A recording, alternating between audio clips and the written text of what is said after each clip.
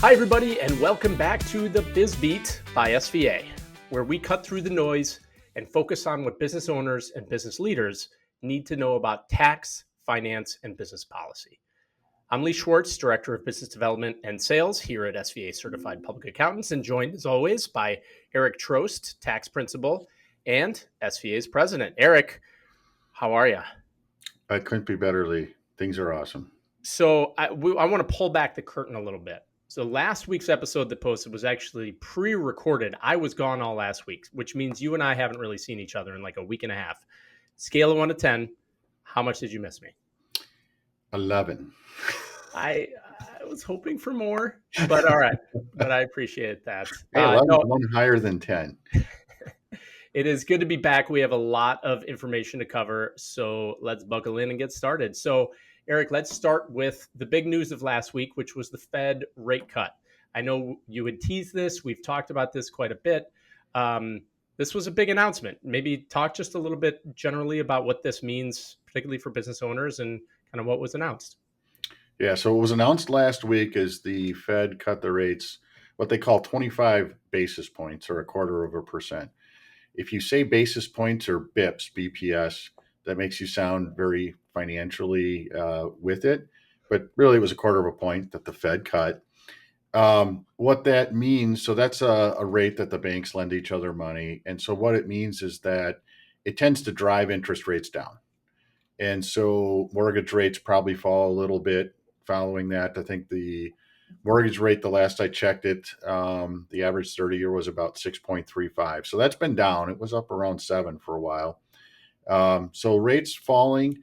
And also the Fed announced that there's some projections that they could cut rates twice again by the end of the year. So another 25 basis point cuts. So going from what the overnight rate is, it went from 4.25 to 4. Maybe it goes all the way down to 3.5 by the end of the year.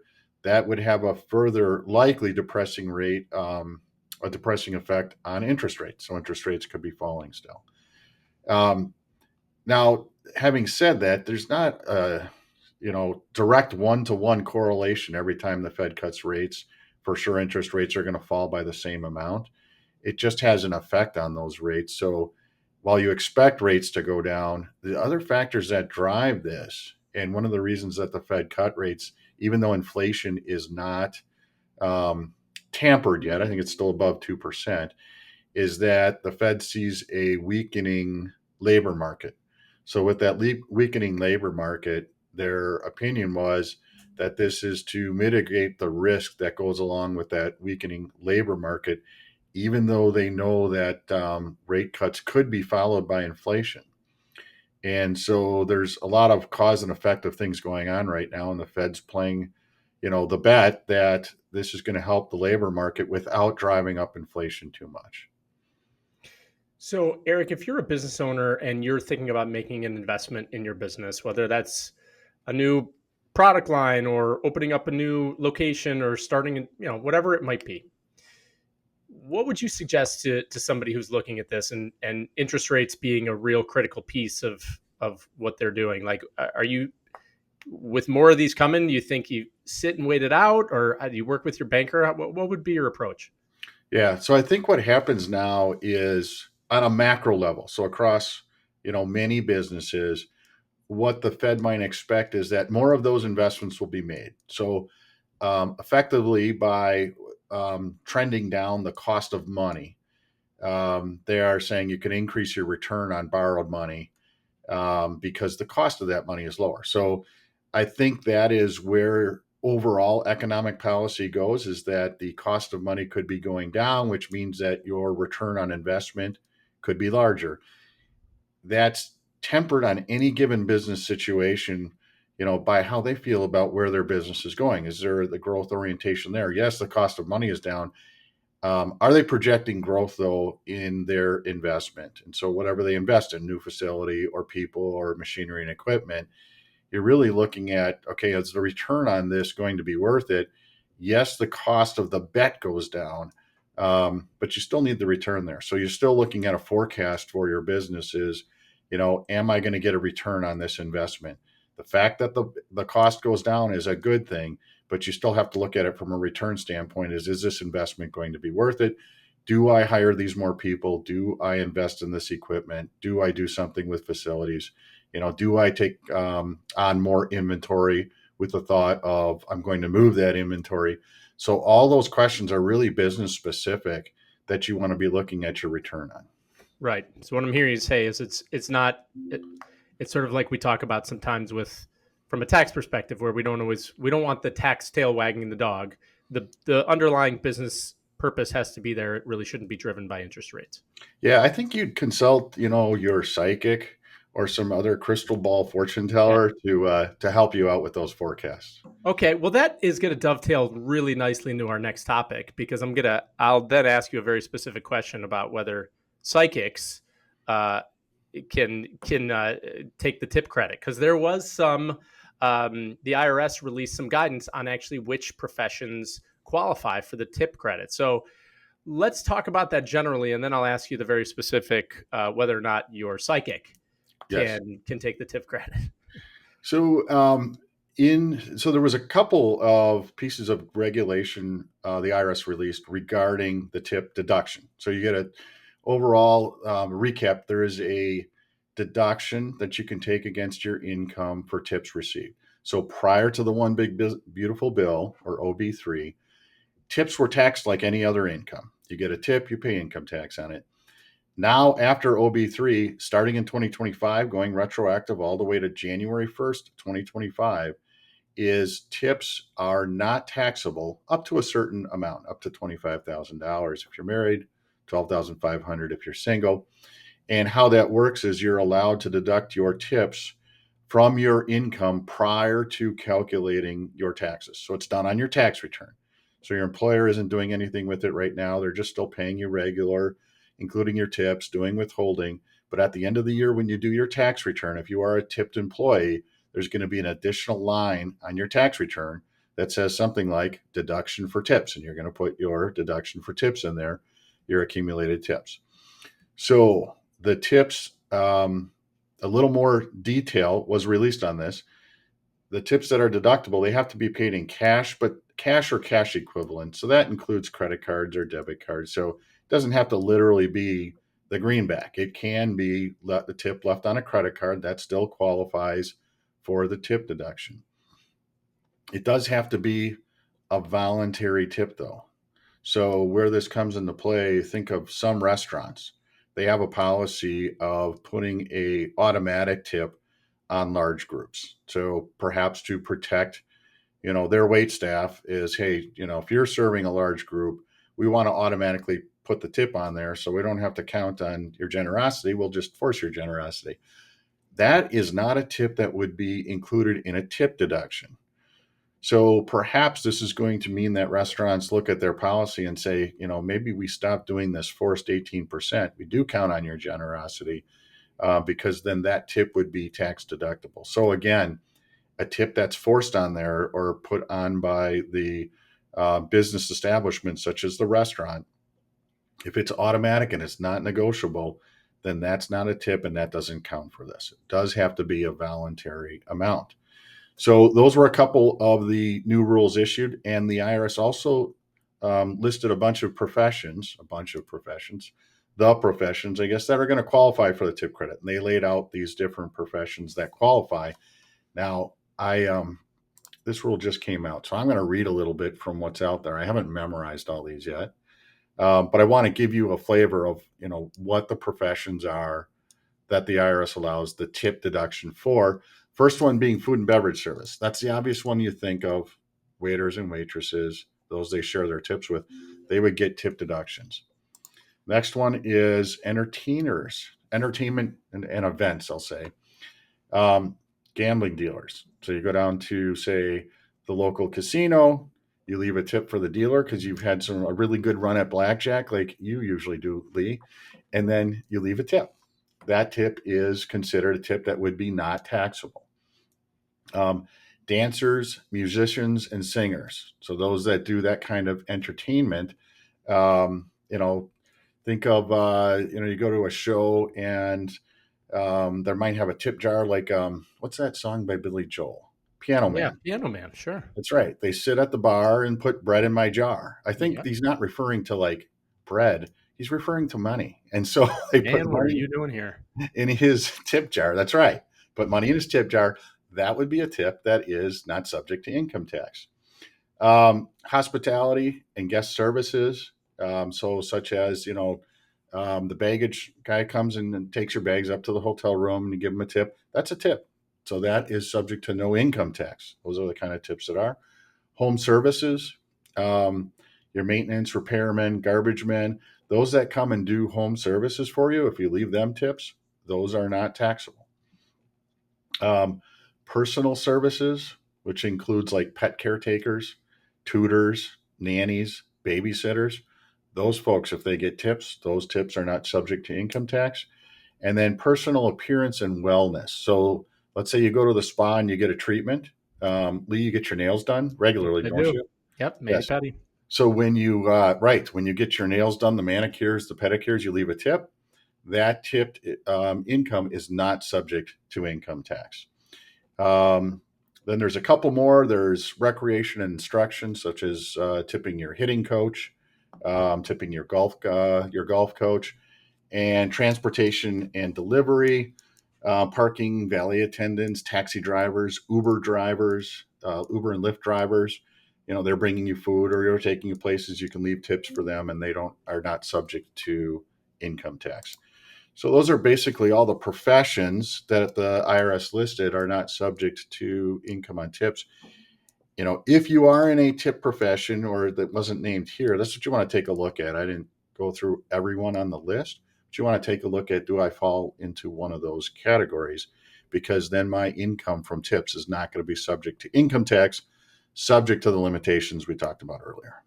Right, so that brings it did you I didn't hear you say anything on that list about, fortune tellers, tarot card readers, Zoltar machines, anything that really helps tell the future. Yeah, now I would say that those might fall under personal services. Okay. So if you're going to tip your psychic, somewhat like tutors or golf coaches, if you're going to tip your psychic, so the next time you do see, Madame Fortune Teller, you can leave her a tip and perhaps talk to her about the tax law and how OB3 has, made her life perhaps easier by not paying tax on her tips. Yeah, but she should really already know that. Okay, Um, so right. moving on. All right, is She anything else? probably knew it last year. That's right. Anything else on the no tax on tips or the anything else there? I mean, I think to me one of the big takeaways, Eric, and I think we've touched on this before, is we hear a lot from clients and just people out in the marketplace about, oh, I'm a construction worker. I'm just gonna ask my company, or the way I structure it, I'm just gonna make sure I get paid in tips, and like this makes it very clear that's not going to be possible. Yeah, you're not going to be able to just change your payment structure for folks and call them tips, and then take advantage of a tax benefit. So we're not. So we work in a CPA firm, professional services. As of yet, that's not listed, and so you can't tip your accountant and expect somehow pay something for the bill and something for the tip, and then that tip amount will be not subject to income tax. Okay. All right. Thanks for that clarity. Let's move on to the inbox, Eric. So, just a reminder, everybody, you can email us your questions to bizbeat@sva.com or fill out our form on our website at sva.com/bizbeat. So, we've had a few questions, Eric, about the child tax credit. So, I'm just going to kind of summarize them. What were the changes to the child tax credit in OBBA or OB3, as you're now calling it? Right. So the child tax credit has been around for a while. So this is around even before OB3. It really came into play with the Tax Cuts and Jobs Act back in 2017. But the child tax credit went from $2,000 per child to $2,200 per child. And the refundable amount is $1,700. And what the refundable amount means is even if you owe no income tax liability, you can still get a tax refund based on the amount of your child tax credit up to $1,700 per child. Now, a couple rules around the child tax credit. One is that they have to be 16 or under at the end of the year. So it's not 18, as some old rules were for dependents, or even in college, you could go higher. This is just 16 years old. you get the $2,000 or $2,200 now credit. And the child has to have a social security number. So you put that on the tax return for their social security number. And there's income limits. And so the higher the income you have, the more you might get into this phase out area. The phase out area for married couples starts at 400,000. So between 400,000 and going up from there, that child tax credit slowly phases out for single persons that are also have childs or that are claiming the credit. The phase out starts at $200,000 of income. So as you go up from an income standpoint, if you're in those ranges, you might be getting into the phase out. If there's things you can do to plan for your income that maybe could get you under that amount and take advantage of the credit, you want to look at that. And it's part of your year-end tax planning is, okay, now I'm near those amounts. Is there something I can do with my income that could lower it to a point where I'm not going to get into the phase outs because I'm right at this border and I can take full advantage of the child tax credit? Eric, can you give us just a quick example of what one of those planning opportunities might be? I mean, I'm sure there are a lot, but just so that people have a sense of what you mean by that. Yeah. So one of the planning opportunities might be, let's say you're in a business for yourself and you collect money and you're taxed when you collect the money, not when you perform the service. It's called a cash basis of accounting. You know, do you look at how you're collecting those receivables and how hard you pursue those receivables at year end if you're close to that $400,000 mark? Let's say you're a landlord and you have rental income that comes in. Are there some expenses that you can incur prior to the end of the year that might subtract from your income that lowers it below that $400,000 where the phase out starts for a married couple? So there's a couple different tweaks you can do, especially if you're in business for yourself and you have somewhat control over the timing of when you receive income or timing of when you have some of your business expenses. Then you can control a little bit your overall income, which means that you have a target now you can shoot for in order to take full advantage of these kind of credits.